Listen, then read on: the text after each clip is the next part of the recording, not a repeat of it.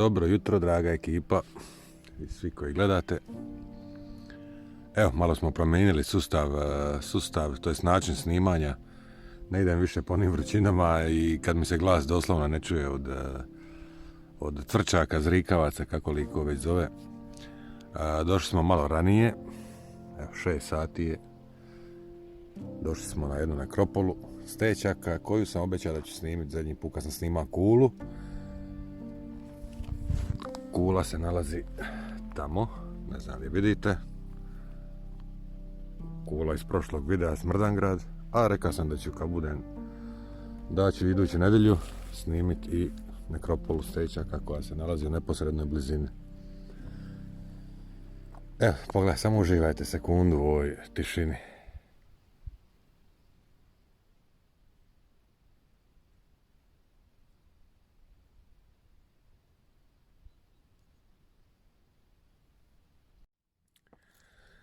Stečaka trenutno ima preko 117 komada, bilo ih je puno više, ali intervencijom čovjeka, uništavanjem, odnošenjem sa lokacije, iskorištavanjem u razne druge svrhe, ima ih sad trenutno nešto manje.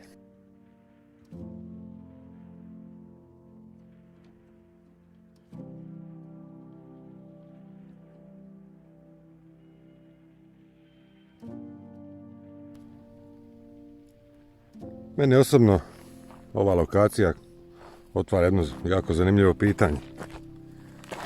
Kako i zašto je bilo moguće u srednjem vijeku, a Kula i ovi Steci su navodno iz istog razdoblja vremenskog, iz srednjeg vijeka.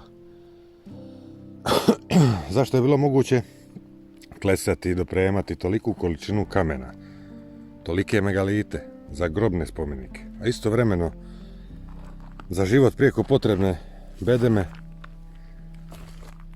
koristiti neki sitni, skromni materijal, skromni kamen. Zašto znanje u obradi i transportu velikih kamenih blokova nije korišteno za izgradnju Kule, na primjer? Njih ima svukud. Pogledajte. Po meni je razlog tome vrijeme, isključivo vrijeme. U turbulentnim vremenima, evo vidite ovaj naopak okrenut, izvrnut. Evo ga. U turbulentnim vremenima kad se Kula podizala 15. stoljeće pa sve do 17. stoljeće, a to je, kao što sam rekao, po službenoj arheologiji datacija iz Stečaka, je bilo čestih ratova, političkih prevrtanja, stalnih prijetnji od nadirujućeg Osmanskog carstva. U takvim okolnostima nije baš bilo vremena ni resursa za monumentalnu gradnju. I to je jasno. Uopće ne možete zamisliti koliko je to moglo koštati u srednjem vijeku, u takozvanom mračnom srednjem vijeku. Koliko bi ovakve stvari koštale. I kad se zapitam koga su to ovdje koštale u srednjem vijeku, uopće ovdje nije bilo naselje. Zašto bi neko toliko novca ulagao u izradu megalita, megalitnih blokova i dopremanje na ovakva mjesta?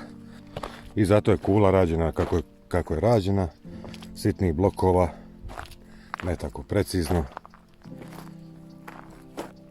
Ono što se radi za vrijeme rata radi se brzo, ali da je funkcionalno i praktično. Jel? To pokazuje da su Steci debelo stariji. Kad je život ima, iako je bio težak, omogućava ulaganje puno vremena u dugotrajan i simbolički rad. Je.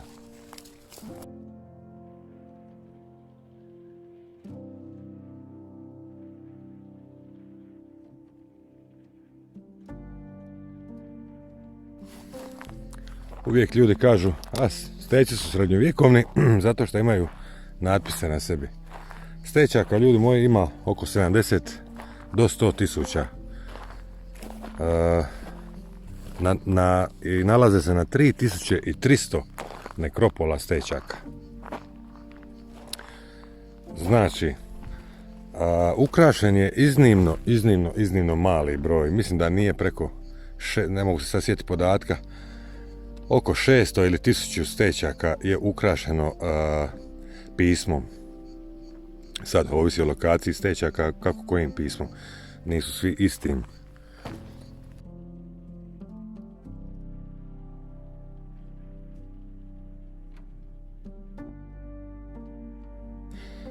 Zamislite da u jednom tako srednjem mračnom vijeku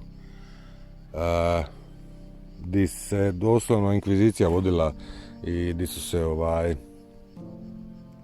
heretici proganjali radi najmanje sitnice, radi neistomišljenja, radi sitnica su se ljudi i palili na lomačama i kažnjavali strogo i išli u zatvor i mučenja. Mislim, budimo realni, to je povijest, to je tako bilo, sad će neko zamjeriti, evo ga priča protiv kršćanstva. Ja nisam religiozna osoba, pa mogu.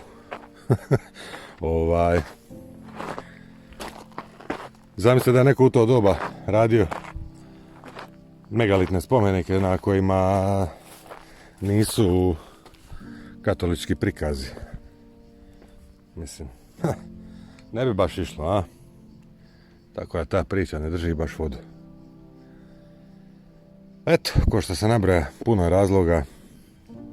Nesklad izgradnje kule koju vidite iz istog navodno doba i stećaka.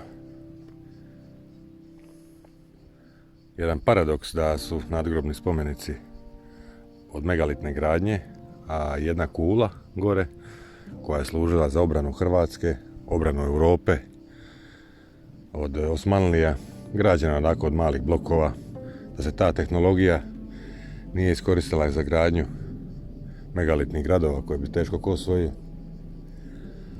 Većina nas, pa ni ja do prije 10 godina, nisam imao pojma šta je stećak. Znači, na satu povijesti koju sam obožavao u školi, znači, ja nikad nisam čuo za stećak. 3300 lokacija, 70.000 stećaka, neko tih u školi ne spominje. To je žalostno. Eto ekipa draga, jedan kratak video.